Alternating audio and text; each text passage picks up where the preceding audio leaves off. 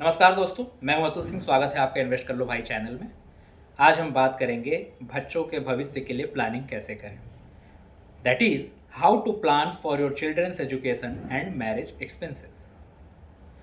दोस्तों, हर माँ बाप की ज़िंदगी का सबसे बड़ा सपना होता है मेरे बच्चे की पढ़ाई सबसे अच्छी हो और उसकी शादी अच्छे से करूं। लेकिन हकीकत यह है कि आज जो एजुकेशन 5 लाख में मिलती है वही 15-20 साल बाद 25 से 30 लाख की होगी और शादी के खर्च भी हर साल बढ़ते रहेंगे।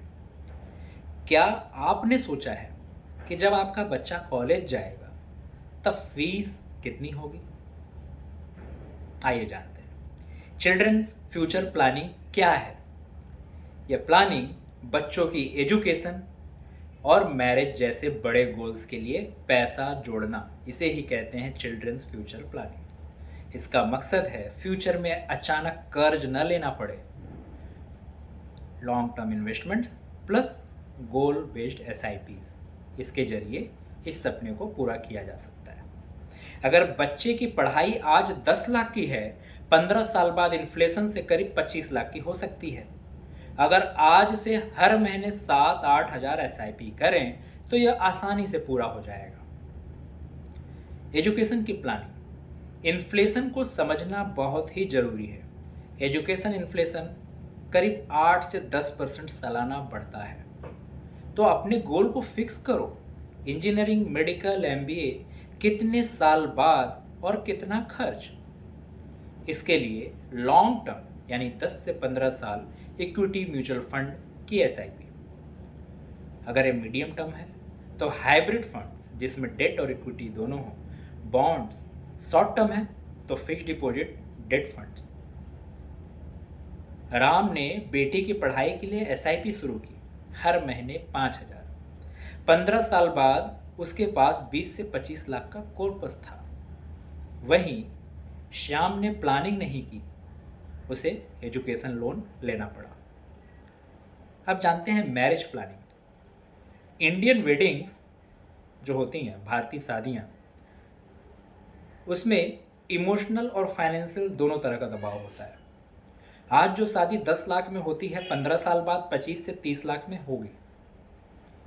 तो कैसे प्लान करें? लॉन्ग टर्म यानी equity mutual fund and SIP, जिसमें सुरक्षित हिस्सा आपका गोल्ड ETF, सवरेन गोल्ड बॉन्ड्स, क्योंकि गोल्ड शादी में यूज होता है।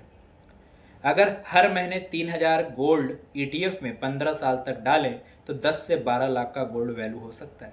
यानी शादी के खर्च के लिए गोल्ड भी इन्वेस्टमेंट बन जाता है। तो चिल्ड्रन प्लानिंग की गोल्डन रूल क्या कहती है? गोल बेस्ड एसआईपी शुरू करें। एजुकेशन फंड अलग, मैरिज फंड अलग। इन्फ्लेशन को हमेशा दिमाग में रखें। गोल्ड को सिर्फ गहनों के रूप में नहीं, इन्वेस्टमेंट के रूप में भी रखें। लोन अवॉइड करें। एजुकेशन और मैरिज दोनों प्लानिंग से पूरे हो सकते हैं।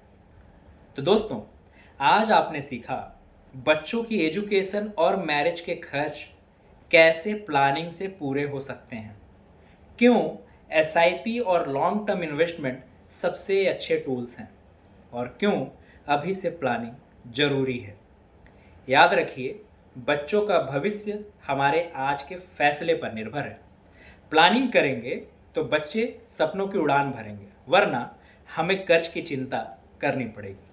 अगले एपिसोड में हम सीखेंगे पैसिव इनकम, सोते जागते पैसा कमाने का फॉर्मूला क्या है, यानी ऐसा इनकम जो बिना एक्टिव काम किए भी आता रहे।